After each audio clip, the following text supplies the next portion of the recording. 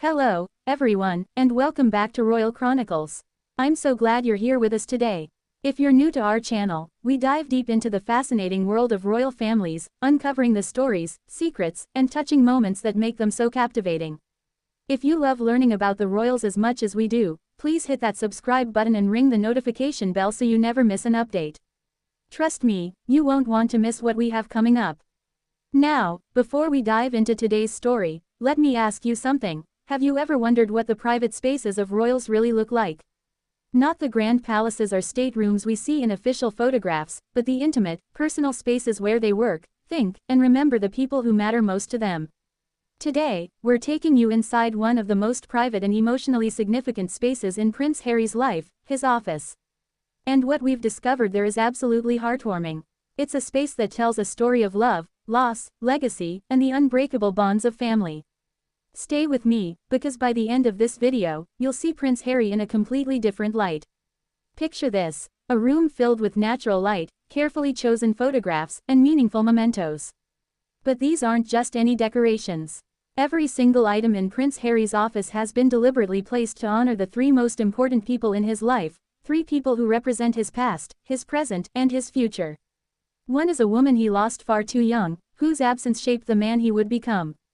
The other two are the little voices that now fill his California home with laughter, innocence, and hope. Together, these tributes create a sanctuary that bridges two worlds: the royal heritage Harry was born into and the independent life he's chosen to build with Meghan.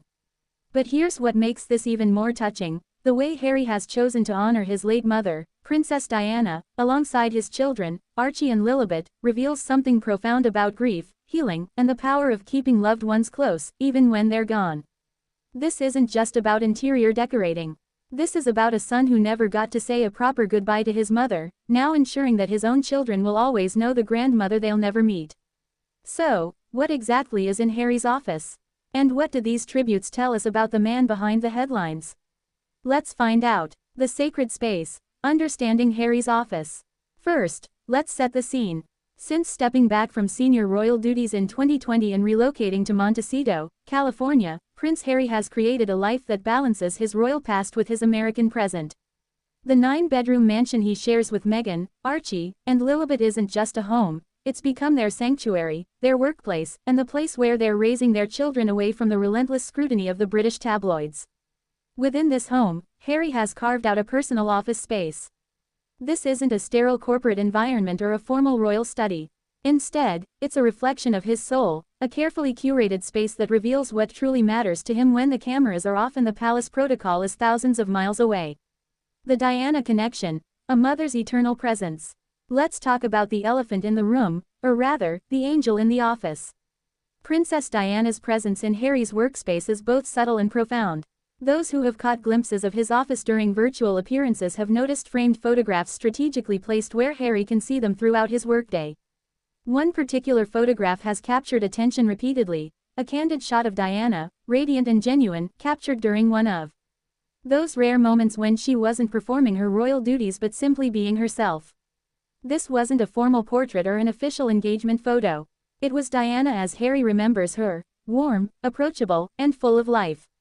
But why this photo? Why this placement? Here's what's so deeply moving. Harry has spoken openly about how his memories of his mother have faded over the years. He was just 12 when she died in that tragic Paris car crash in 1997. 27 years later, he's admitted that he struggles to remember the sound of her voice, the specific details of their conversations, the everyday moments that made up their relationship. By keeping her photograph in his daily line of sight, Harry ensures that Diana remains part of his present, not just his past. Every Zoom call, every manuscript review, every phone conversation with his publishers or philanthropic partners happens under his mother's watchful gaze. It's as if he's asking himself with every decision, what would Mum think? What would she do? Am I honoring her legacy? And there's something else, something that shows Harry's emotional intelligence and his desire to process his grief in healthy ways. Therapists often speak about continuing bonds with deceased loved ones, the idea that maintaining a connection with someone who has passed doesn't prevent us from moving forward, it actually helps us heal. By incorporating Diana into his workspace, Harry is practicing exactly this kind of healthy grieving. The children, Archie and Lilibet's presence.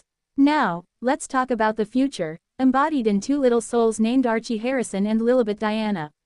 Yes, their names alone tell you everything about how Harry honors his family, with Lilibet being Queen Elizabeth's childhood nickname and Diana speaking for itself. Harry's office reportedly features artwork and photographs of his children. We're talking about those precious, candid moments that every parent treasures. Archie's first steps, Lilibet's infectious giggle, beach days in California, garden adventures, the kind of simple, joyful moments that Harry himself experienced with Diana before tragedy struck.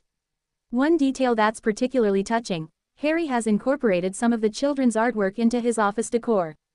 If you're a parent, you know exactly what this means. Those adorable, abstract crayon masterpieces that your kids create with such pride and enthusiasm. For Harry, displaying Archie's drawings isn't just about being a proud dad. It's about creating a workspace that reminds him daily why he made the choices he did. Think about it. Harry left behind a life of royal privilege, centuries of tradition, and the only world he'd ever known. He walked away from his military titles, his royal patronages, and his place in the direct line of succession to the throne. Why? Because he wanted his children to have something he didn't always have: freedom, privacy, and the ability to simply be kids without the weight of royal expectations crushing them. Every time Harry looks at Archie's drawing of their family or a photo of Lilibet playing in their garden, he's reminded that he made the right choice. He's reminded that protecting their childhood is worth every headline, every criticism, every relationship that's been strained or broken. The powerful symbolism: past, present, and future united. Here's where it gets really beautiful, really meaningful. By placing tributes to Diana alongside mementos from Archie and Lilibet, Harry has created something incredibly powerful: a visual representation of generational love and healing. Diana is there, representing the love that shaped him, the loss that changed him, and the legacy he's determined to continue. Archie and Lilibet are there, representing hope, joy, and the opportunity to break cycles and create something new. But there's a deeper layer to this. Harry has often spoken about how becoming a father intensified his grief for his mother. Suddenly, he understood on a visceral level the depth of love a parent has for their child. He understood what Diana felt for him and William, and that made her loss even more painful because he realized more fully what was taken from him, and what was taken from her. At the same time, being a father has also been healing. Harry has said that he speaks to Archie and Lilibet about their Grandma Diana, keeping her memory alive for a new generation. In his office, having Diana's photo next to his children's images creates a visual bridge between generations. It's Harry's way of saying, "Mum, meet your grandchildren. They're growing up knowing about you, inspired by you, protected by the lessons your life and death taught me."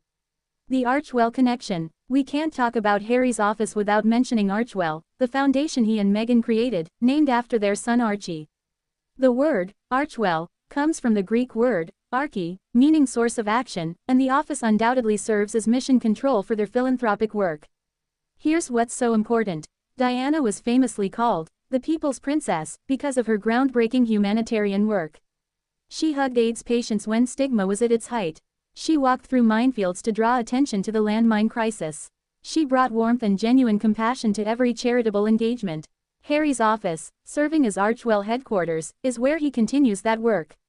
The Archwell Foundation focuses on mental health, gender equity, environmental conservation, and supporting vulnerable communities, all causes Diana would have championed.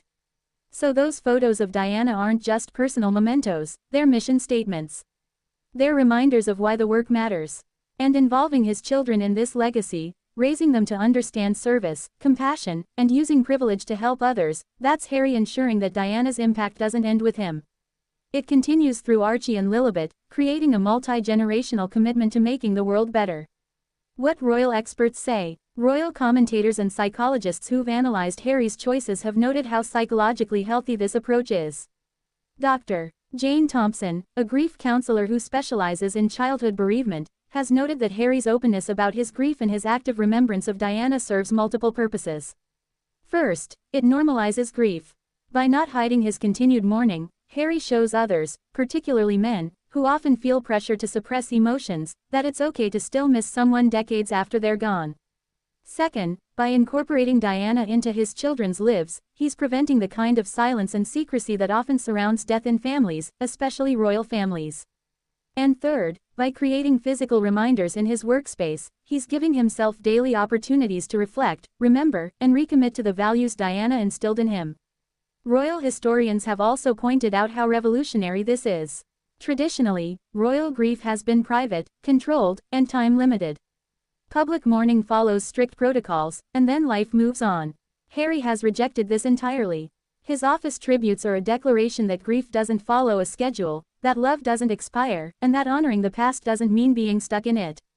So, what have we learned today about Prince Harry's office and the sweet tributes it contains? We've learned that this space is so much more than a room where Harry takes Zoom calls or writes his memoirs. It's a sanctuary of memory and hope. It's a place where past and present coexist, where a son honors his mother while raising his own children, where grief and joy sit side by side on the same desk.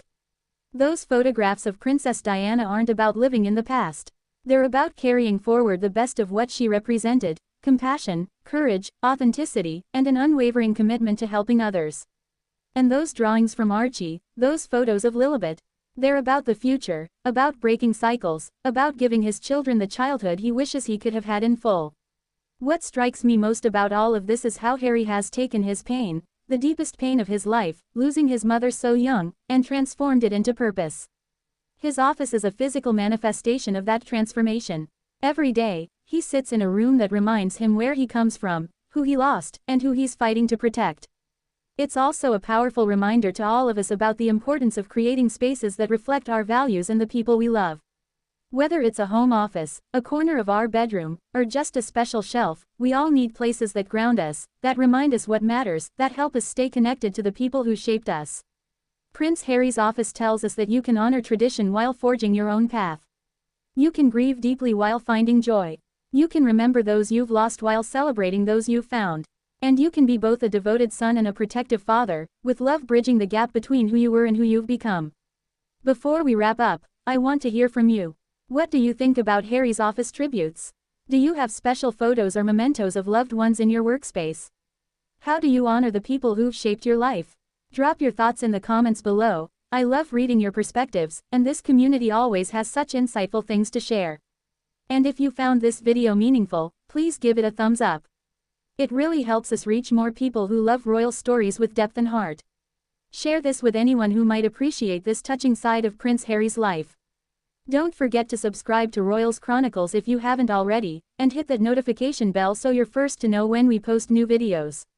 We've got some incredible content coming up, including deeper dives into Meghan's projects, updates on William and Catherine, and some fascinating historical royal stories you won't want to miss. Thank you so much for spending time with us today here at Royal Chronicles. Remember, behind every crown, every title, every palace, there are real people with real hearts, real losses, and real love. And sometimes, the most powerful royal stories aren't about tiaras and thrones, they're about photographs on a desk, children's drawings on a wall, and a son making sure his mother's love lives on. Until next time, take care, and I'll see you in the next video.